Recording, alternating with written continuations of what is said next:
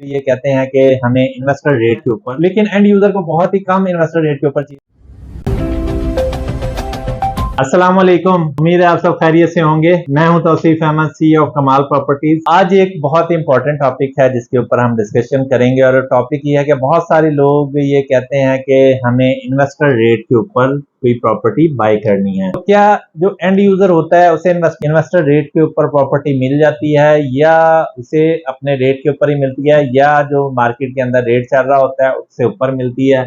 तो ये हम डिटेल के साथ इस वीडियो के अंदर डिस्कस करते हैं। लेकिन उससे पहले अगर अभी तक आपने हमारा यूट्यूब चैनल सब्सक्राइब नहीं किया तो अभी हमारा यूट्यूब चैनल सब्सक्राइब करें ताकि प्रॉपर्टी से रिलेटेड हर नई आने वाली अपडेट आप तक टाइमली पहुंच सके।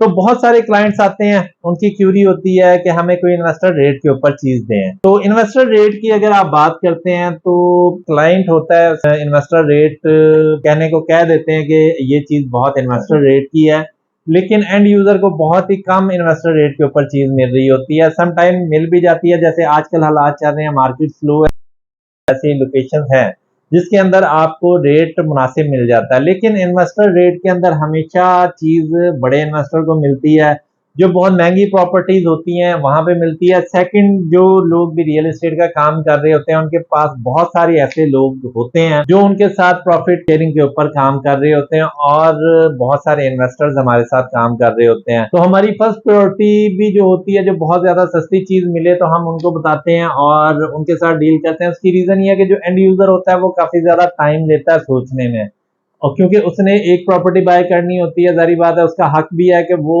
प्रॉपर जांच पड़ताल करके तो कोई बाइंग करे। जबकि जो इन्वेस्टर होता है उसको क्योंकि चीजों का पता होता है, रेट का उसे आइडिया होता है, तो वो फिर उस लिहाज से डील करता है और उसे जैसी चीज कोई प्लॉट बताया जाता है या कोई प्रॉपर्टी बताई जाती है तो वो उसी लिहाज से अपनी इन्वेस्टमेंट कर देता है, क्योंकि उसे पता होता है कि यहाँ पे मुझे शॉर्ट टर्म के अंदर अच्छा गेन मिल जाएगा, तो वो बाय कर लेता है या उसका बयाना कर लेता है और एंड यूजर को अपना प्रॉफिट मार्जिन निकालने के बाद सेल कर देता है। बाकी केसेस होते हैं जब हमारे पास एंड यूजर आता है तो हम कोशिश करते हैं कि उसे मुनासिब चीज बताएं और लेकर दें, लेकिन ज्यादा केसेस में यही हो रहा होता है कि एंड यूजर क्योंकि थोड़ा सा टाइम लगा देता है, पहले घर से मशवरा कर लूं, वाले साहब से पूछ लूं या भाई से मशवरा कर लूं। खासकर जो हमारे ओवरसीज भाई आते हैं तो बाइंग करते हैं, उनको क्योंकि ज्यादा यहाँ पे प्रॉब्लम होती है और वो ज्यादा कॉन्शियस होते हैं चीज के बारे में, तो वो अक्सर कोशिश करते हैं कि किसी अपने कजन से, मामू से, चाचू से, किसी से वो गाइडलाइन लें। तो इतनी देर वो सोचते हैं और टाइम लगाते हैं, इतनी देर में चीज निकल जाती है, प्रॉपर्टी सेल हो जाती है। क्योंकि जो आप DHA में देख लें, बहरिया में देख लें, तो इन लोकेशंस के अंदर हमेशा आपका इन्वेस्टर है वो मार्केट में होता है और वो देख रहा होता है कि जहां पे कोई पैसे अच्छे बच रहे हों, जहां पे इतनी मुनासिब चीज मिल रही हो कि अगर ट्रांसफर भी करवानी पड़े और उसमें अच्छे पैसे निकल आए तो वो चीज बाय कर लेते हैं। फिर सेकंड, अगर आप देखें तो DHA में हो गया, बहरिया में हो गया, बहुत ज्यादा सस्ती चीज नहीं मिल रही होती। खासकर DHA के अंदर हमेशा मार्केट से बराबर ही चीज मिल रही होती है, कोई 2-4 लाख रुपए का ही ऊपर नीचे होता है। बहुत कम होता है कि किसी को बहुत ही अर्जेंट पेमेंट चाहिए, 2 दिन के अंदर पेमेंट चाहिए, 4 दिन के अंदर पेमेंट चाहिए, तो फिर में भी हो सकता है कि कोई चीज 15-20 लाख रुपए सस्ती मिल जाए, लेकिन फिर उसका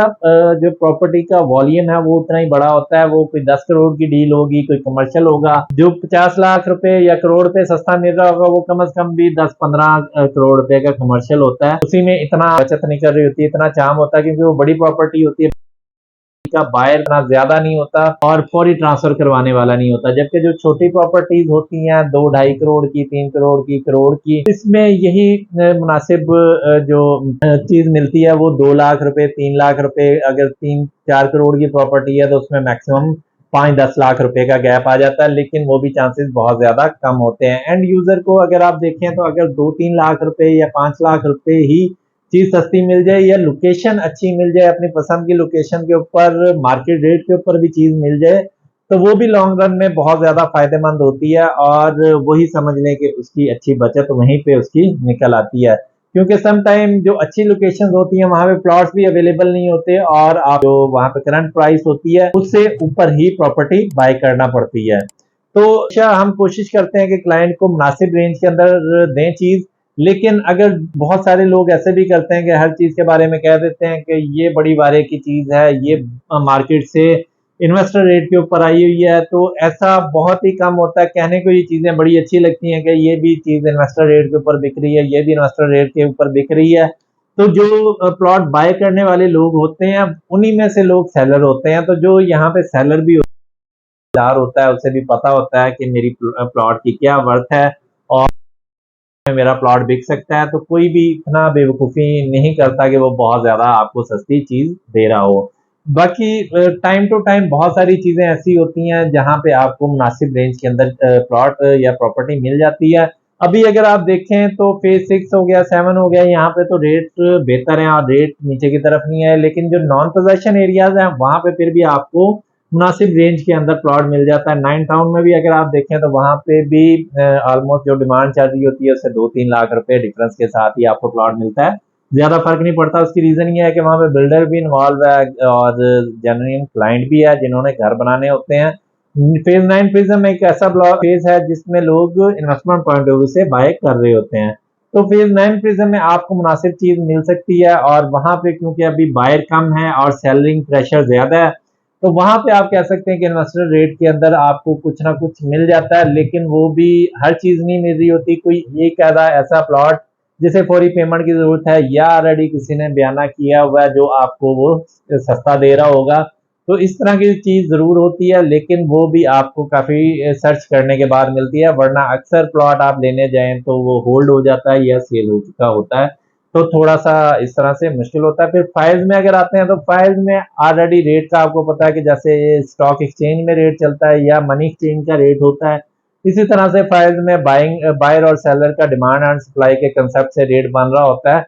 तो यहाँ पे तो चांस ही नहीं होता कि आपको बहुत ज्यादा कोई सस्ती चीज मिल जाए। यहाँ पे तो 10-15-20 हजार रुपए का ही फर्क पड़ता है। उम्मीद है हमारी आज की वीडियो आपको पसंद आई होगी। इसी तरह की अगर आप मजीद वीडियोस देखना चाहते हैं तो हमारा YouTube चैनल सब्सक्राइब करें और हमारी वीडियोस को ज्यादा से ज्यादा लाइक एंड शेयर करें। और प्रॉपर्टी के हवाले से कोई भी आपकी क्यूरी हो, कोई भी आपको इन्वेस्टमेंट एडवाइस चाहिए हो तो लाजमी हमारे दिए गए नंबर पे कांटेक्ट करें। आप हमें डायरेक्टली व्हाट्सएप पे भी कांटेक्ट कर सकते हैं।